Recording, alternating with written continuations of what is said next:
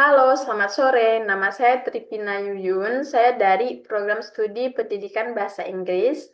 NIM saya 0548413 389. Pada kesempatan ini, saya ingin menjelaskan tentang hubungan timbal balik antara filsafat ilmu dan pendidikan guna untuk memenuhi tugas 2 pada mata kuliah filsafat ilmu. Baik, saya akan mulai dari menjawab pertanyaan bagaimana filsafat ilmu mengawasi dan memperkuat eksistensi keilmiahan serta nilai-nilai dalam ilmu pendidikan. Nah, pada dasarnya, filsafat ilmu ini sendiri berperan sebagai landasan dasar yang memastikan bahwa pendidikan itu benar-benar layak disebut sebagai ilmu pengetahuan. Nah, dari aspek ontologi, filsafat ilmu menjelaskan bahwa objek kajian ilmu pendidikan adalah manusia, kemudian proses belajar, perkembangan peserta didik, interaksi guru dan siswa, serta lingkungan pendidikan. Dengan demikian, ilmu pendidikan memiliki objek kajian yang jelas.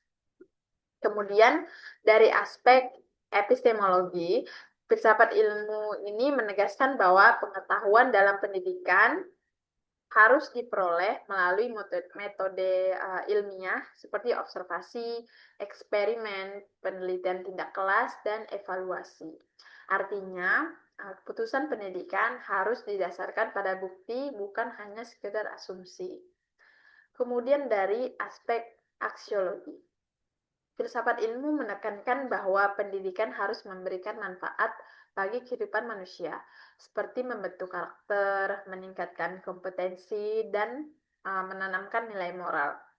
Melalui ketiga aspek tersebut, filsafat ilmu kemudian menjaga agar ilmu pendidikan memiliki dasar yang kuat, metode yang sahih, dan tujuan yang bernilai.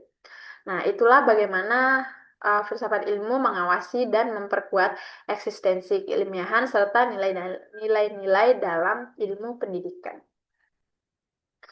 Kemudian, saya akan melanjutkan ke poin berikutnya, menjawab pertanyaan bagaimana pendidikan yang bermakna dan bernilai turut memperkuat perkembangan filsafat ilmu.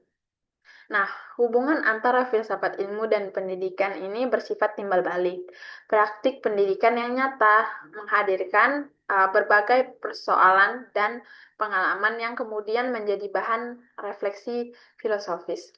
Misalnya, ketika teknologi mempengaruhi cara belajar, bagaimana pendidikan karakter diterapkan, kemudian bagaimana menciptakan pembelajaran yang adil dan inklusif.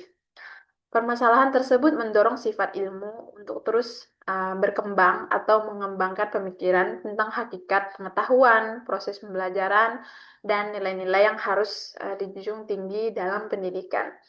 Dengan demikian, bisa dikatakan bahwa pendidikan menjadi laboratorium nyata yang memperkaya perkembangan filsafat ilmu. Nah, demikian bagaimana pendidikan yang bermakna dan bernilai kemudian turut memperkuat perkembangan filsafat ilmu. Berikutnya, saya akan beralih pada pertanyaan berikutnya, mengapa filsafat ilmu disebut sebagai pisau analisis dalam membedah persoalan pendidikan. Nah, filsafat ilmu disebut sebagai pisau analisis karena menyediakan kerangka berpikir yang mendalam dan sistematis. Melalui aspek ontologi, dia membantu menjawab pertanyaan apa hakikat masalah pendidikan yang sedang dihadapi. Kemudian dari epistemologi membantu menjawab bagaimana cara memperoleh pengetahuan atau solusi yang benar dan dapat dipertanggungjawabkan. Kemudian dari aspek aksiologi dapat membantu menjawab apa manfaat, dampak, dan nilai moral dari solusi tersebut.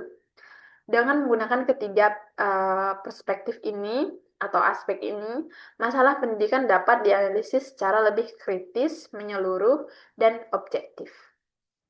Demikian jawaban saya atas pertanyaan mengapa filsafat ilmu disebut sebagai pisau analisis dalam membedah persoalan pendidikan. Berikutnya, saya akan menjawab atau memberikan contoh konkret penerapan filsafat ilmu dalam praktik pendidikan. Nah, salah satu contoh nyata penerapan filsafat ilmu dalam praktik pendidikan menurut saya adalah penerapan kurikulum merdeka. Saya mempertimbangkan penerapan kurikulum merdeka ini karena secara ontologis kurikulum merdeka ini memandang peserta didik atau siswa sebagai individu yang unik, yang memiliki potensi, minat, dan kebutuhan belajar yang berbeda-beda. Kemudian secara epistemologi, pembelajaran pada kurikulum ini dilakukan melalui berbagai proyek, diskusi, eksplorasi, dan pengalaman langsung, sehingga siswa membangun pengetahuan secara aktif. Dan kemudian alasan lainnya bisa dilihat dari aspek aksiologis. Kurikulum Merdeka ini bertujuan membentuk profil pelajar Pancasila yang beriman, mandiri, kreatif, bernalar kritis, bergotong royong, dan berkebinekaan global. Nah, contoh ini menunjukkan bahwa kebijakan pendidikan yang baik ini selalu memiliki dasar filosofis yang kuat. Demikian untuk contoh konkret penerapan filsafat ilmu dalam praktik pendidikan.